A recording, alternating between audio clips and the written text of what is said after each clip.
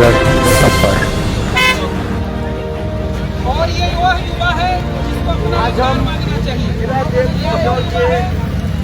अपना व्यापार मांगना चाहिए, जिसे अपनी शिक्षा मांगनी चाहिए। लेकिन ये सिंगरौली के युवाओं के भविष्य के साथ खिलवाड़ हो रहा है। आज यहाँ का युवा सड़कों पर क्या मांग रहा है? लोगों का जन समाज के सामने की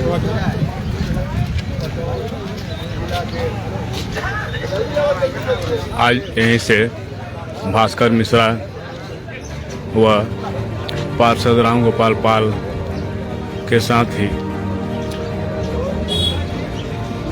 रिहाई होनी है, जिसके समर्थन में अपार जनसैलाब जिला जेल के सामने देखने को मिल रहा है।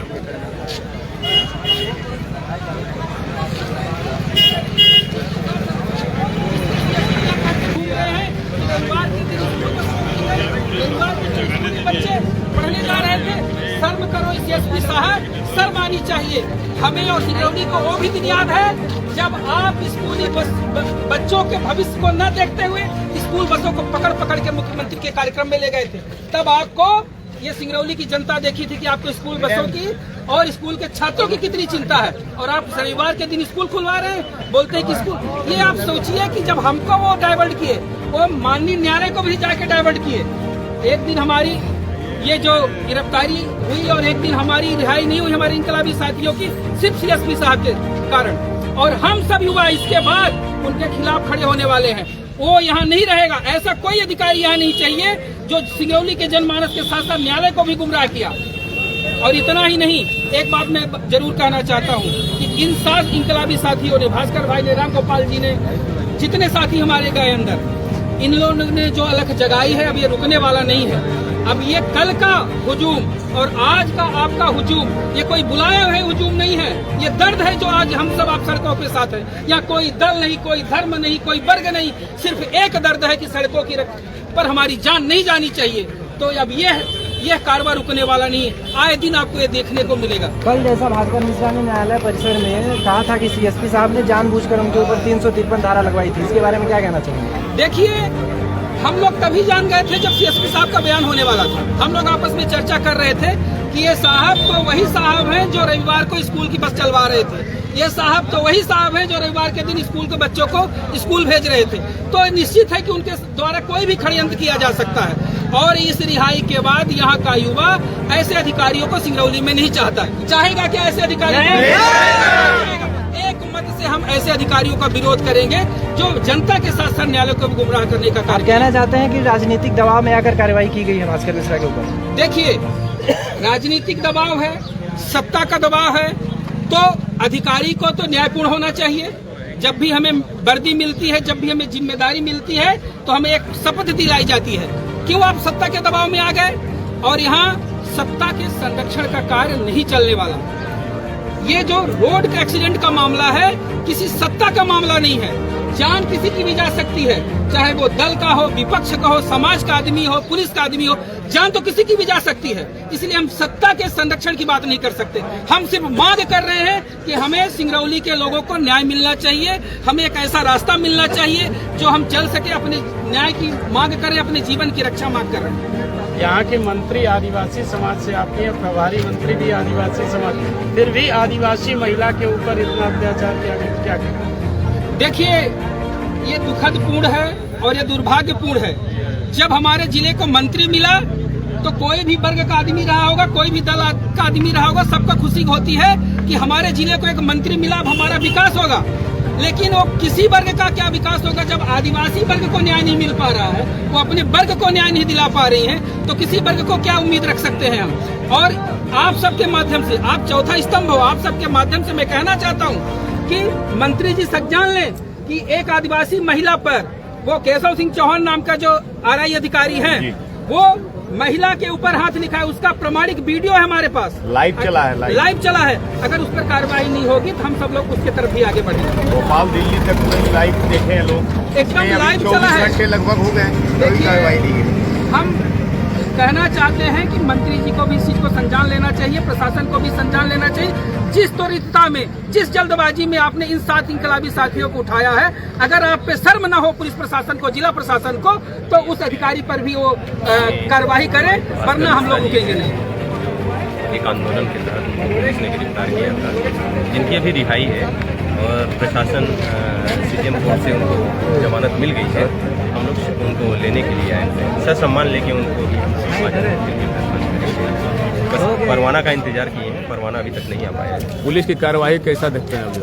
पुलिस की कार्रवाई तो एक तरह से देखा जाए तो पुलिस की कार्रवाई बहुत ही निंदनीय है, इस तरह से नहीं होना चाहिए।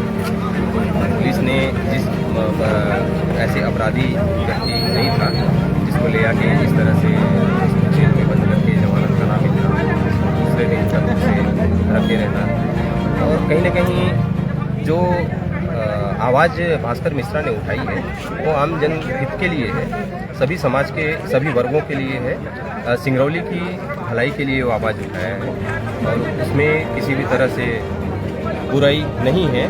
उनका भास्कर मिश्रा जी का सभी हम समर्थन करते हैं और पुलिस ने जिस तरह से वहाँ पे कार्रवाई की उसकी हम निंदा करते हैं। सीएसपी ने बोला कि स्कूल बसें चल रही थी। सीएसपी के इस बयान से ही हम पूरे पुलिस विभाग तो नहीं कह सकते, पर सीएसपी के बयान से हम लोगों को काफ़ी जो है कि ये हुई दुख हुआ कि इस तरह से किसी के ऊपर पढ़ा लिखा व्यक्ति किसी के ऊपर जो है और बातें बनाकर, और सीएसपी की बिल्कुल शोभा नहीं देता इस तरह से बयानबाजी सीएसपी साहब को नहीं करना चाहिए।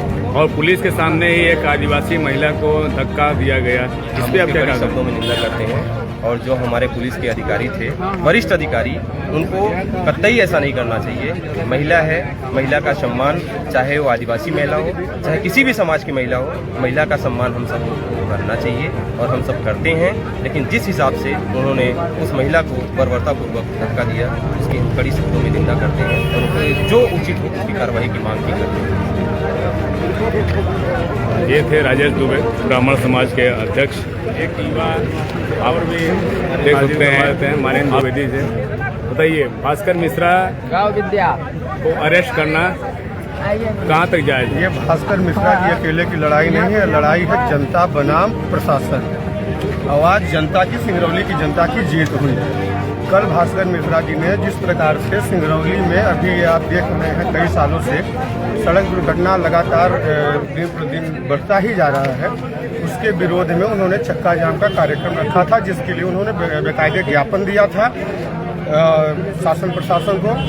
तो प्रशासन के द्वारा उन्हें अनुचित तरीके से वहां से उठा लिया जाता है, जिसके समर्थन में यहाँ पे भी कुछ लोग, हम लोग सब लोग इकट्ठा हुए भास्कर मिश्रा जी के समर्थन में। एक आदिवासी सरपंच महिला भी आती हैं और उनके साथ जिस प्रकार से बर्बरता प्रशासन के द्वारा किया गया वो काफी निंदनीय है। स्थानीय जो जनप्रतिनिधि हैं उनको इस पर विशेष ध्यान देना चाहिए, लेकिन जनहित के लिए जो भास्कर मिश्रा हर वर्ग के लोग के लिए, व्यक्तिगत अपनी लड़ाई नहीं, वो सबके लड़ाई के लिए जो लड़ रहे थे, उनको इस प्रकार से प्रशासन अपने हथकंडे में ली जैसे वो कोई अपराध करके, बड़ा अपराध करके आए हैं।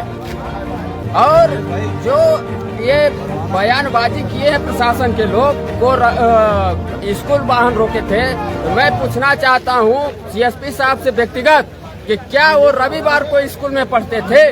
जिस स्कूल में वो पढ़े हैं क्या वो रविवार को खुलती थी?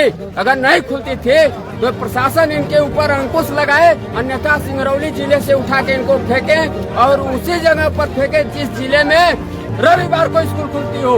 या सिंगरौली के लोगों को बेवकूफ बनाया जा रहा है। आए दिन लोग ट्रेलर में दब के मर रहे हैं। प्रशासन और यहाँ के जो जिम्मेदार नागरिक हैं वो आंख पर पट्टी बांध करके गांधारी की तरह बैठे हुए हैं। मूर्ख समझ चुके हैं सिंगरौली के लोगों को।